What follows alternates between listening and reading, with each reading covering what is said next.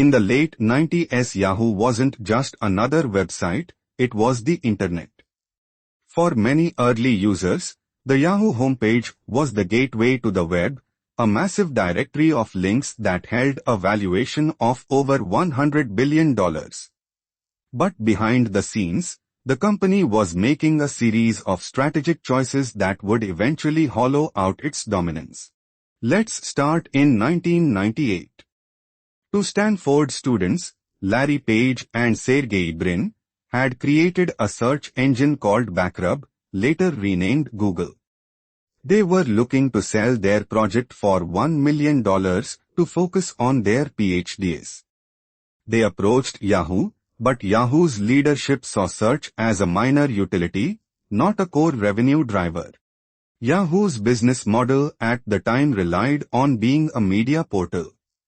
They wanted users to stay on their site as long as possible, reading news, checking email, and browsing categories. They feared that a high-efficiency search engine like Google would actually send users away from Yahoo faster, hurting their advertising revenue. By 2002, Yahoo realized their mistake. Google had grown into a behemoth. Yahoo's CEO at the time, Terry Semel, attempted to purchase Google for $3 billion. By then, Google's founders realized their worth and countered with $5 billion. Yahoo walked away, deciding it was too expensive.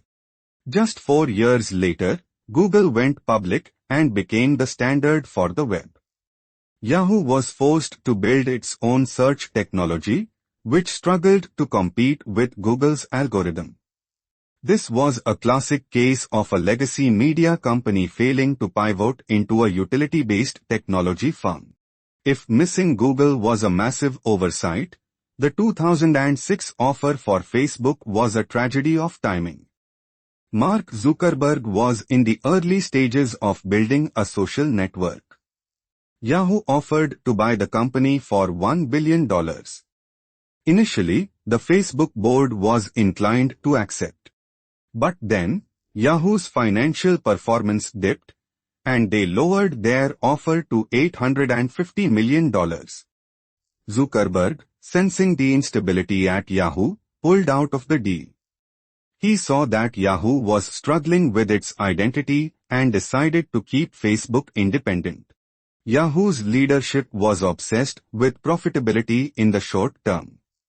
They viewed acquisitions through the lens of how does this boost our current quarter's revenue, rather than how does this capture the future of internet behavior.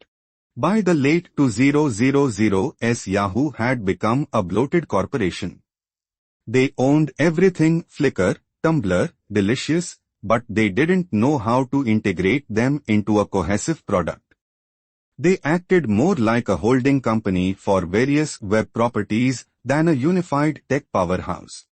The internal culture at Yahoo became notoriously difficult. Former employees described a company where decisions took months of approvals and bureaucracy stifled the kind of innovation that was fueling Google and Facebook. The pioneer spirit of the 90s had been replaced by corporate caution. The decline became visible in the numbers. Yahoo's stock price stagnated for years, while Google and later Facebook saw exponential growth. Eventually, in 2017, Yahoo was sold to Verizon for roughly $4.5 billion, a fraction of its former glory. The lesson here isn't just about bad luck, it's about the innovator's dilemma. Established companies often find it impossible to embrace new technologies that threaten their existing, profitable business models. Yahoo was so protective of its portal traffic that it missed the shift toward search and social media. Ultimately, Yahoo's story serves as a reminder that market dominance is never permanent. In the fast-paced world of technology, yesterday's leader is often tomorrow's cautionary tale. Success requires the courage to cannibalize one's own business before the competition does it for you.